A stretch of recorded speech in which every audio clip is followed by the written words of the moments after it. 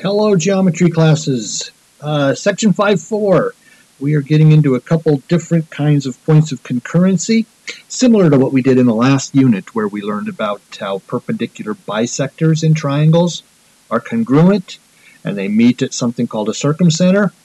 Then we also learned about angle bisectors in triangles, how they meet at a certain point called an incenter, and we learned those special properties. That was in the material we learned in section 5.3.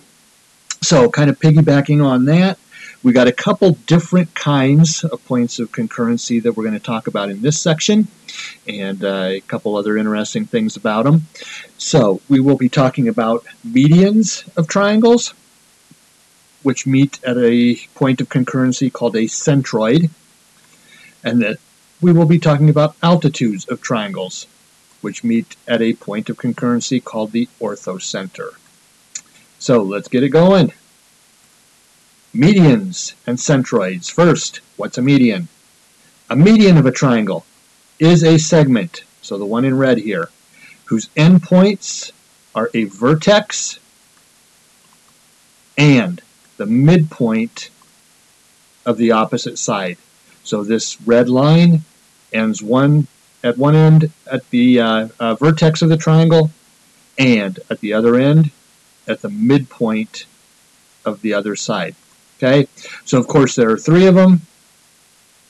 For any triangle, we would have one there and one something like that, and one, of course, that could go from this midpoint, from this end vertex to that midpoint.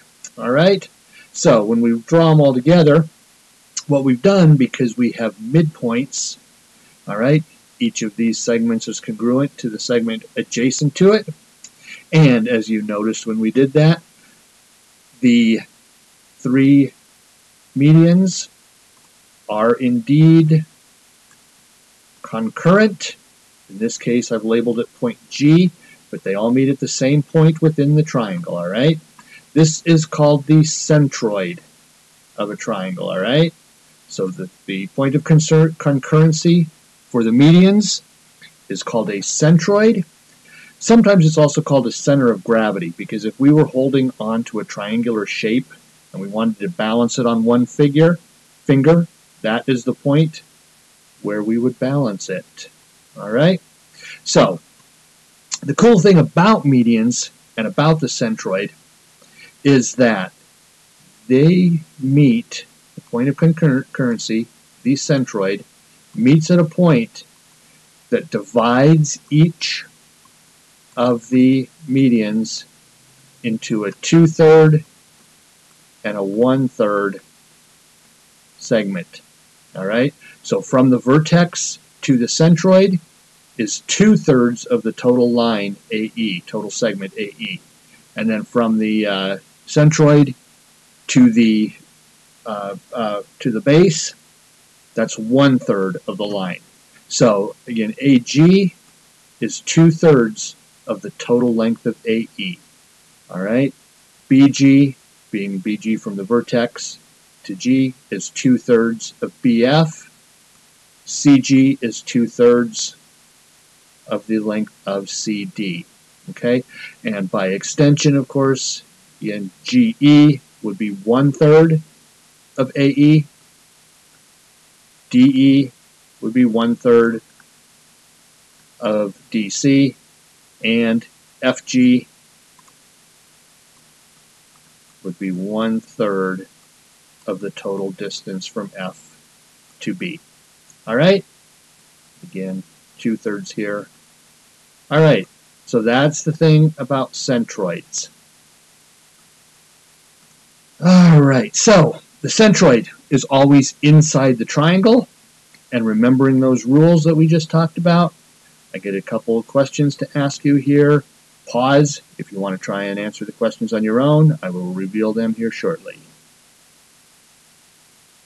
All right, here we go. If AG is 8, what is AE? Well, AG is the 2/3 segment of AE, so 8 is 2/3 of 12. Okay, second kind of question. If DG, oops, I didn't want to do that. If DG is 8. What is GC? All right, remember this is the 1/3 part. So this is the 2/3 part, or GC must be twice as big as DG. Therefore, if DG is 8, GC must be 16. Okay, finally, finally, if FG is 8, once again, didn't want to do that. FG is 8, what is the length of FB? Okay, again, FG is 1/3 of the total. FG is 1/3 of the total, and therefore, if FG is 8, FB must be 24. All right, next kind, altitudes and orthocenters. So an altitude is a segment. It is the perpendicular segment from a vertex of a triangle to a line containing the opposite side. All right, for an acute triangle, it will connect in this manner. For a right triangle, do you see how the vertex follows a line that therefore meets this base? Since this is perpendicular, the altitude actually lies right here on the circle, all right, or on the triangle. Okay.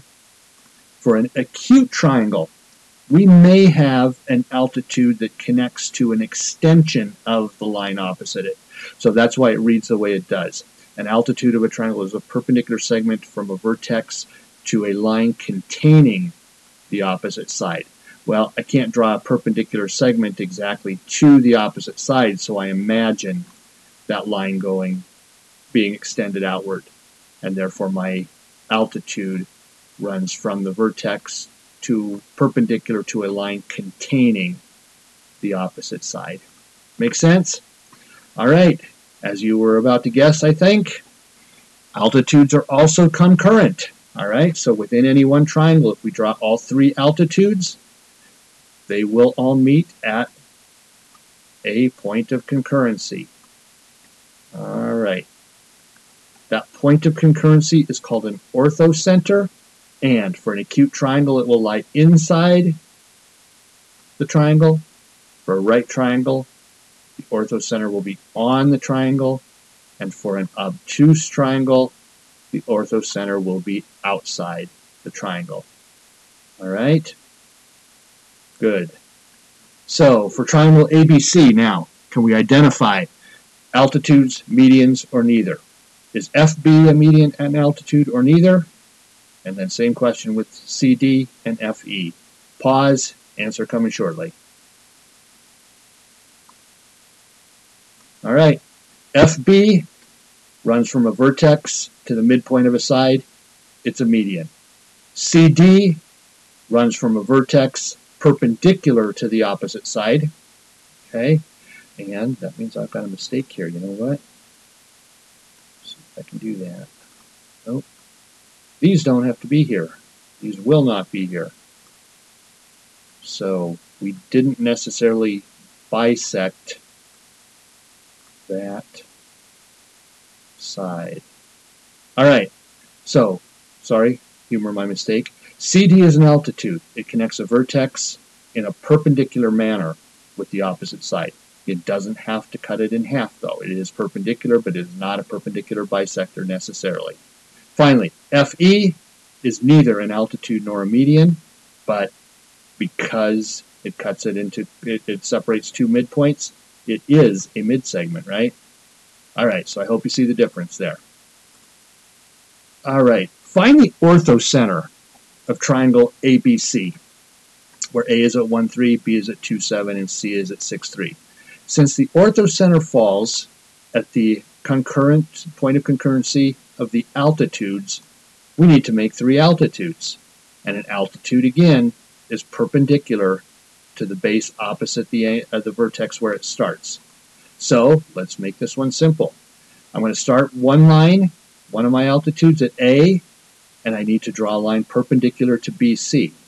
Well, that one's easy. BC has a 0 slope, So the line perpendicular to it would have an undefined slope. Make sense? Next, how do we draw a altitude from C to AB in such a way that we know that it is going to be perpendicular? All right, well, remember perpendicular lines, their slopes are opposite inverses. So I'm just going to check the slope of AB, and the slope here happens to be -1, right? That means that a perpendicular line would have a slope of +1. So why don't I just start at C, connect a point up through something that has slope +1, and I know it must be perpendicular then to AB. So to use the same logic, a line that is perpendicular to AC, well, AC has a slope of 4, so I need to have something that's got a slope of -1/4. Again, flip the fraction, change the sign. So I'm going to take my point B and count something that's got a slope of -1/4, which means the same as over 4, or left 4 and up 1. This would have a slope of -1/4. And as you see, they all meet at the point 2, 4. Therefore, this is our orthocenter. All right? Hope that makes sense. Hope everybody's able to figure out how to make perpendicular lines by this point. Next, finally, let's take all 4 of those different kinds of points of concurrency and try and summarize them. All right, so here's what we know. The kind of line or segment, what's the point of concurrency called, what's special about it, and where can it be? And you may just want to copy this down in your notes, okay? So if we take a line or a segment that's a perpendicular bisector of the sides, we call that point of concurrency the circumcenter. Remember, it's equidistant from each vertex. That's why we could draw a circle entirely around the triangle. All right, this circumscribed circle, and it can be in, on, or out. And you can read along with the rest of the choices here.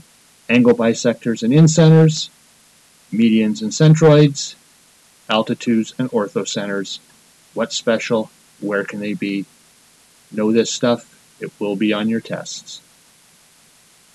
Finally, a little practice. So get that down. Pause if you need. I'm moving on.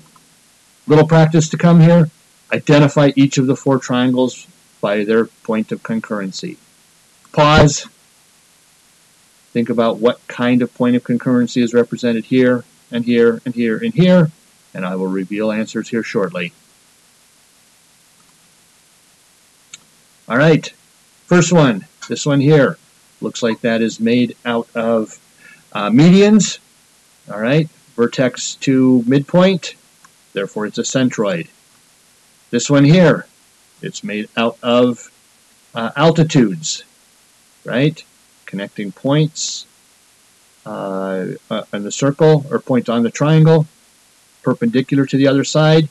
Therefore, that's an orthocenter. This one is made from angle bisectors.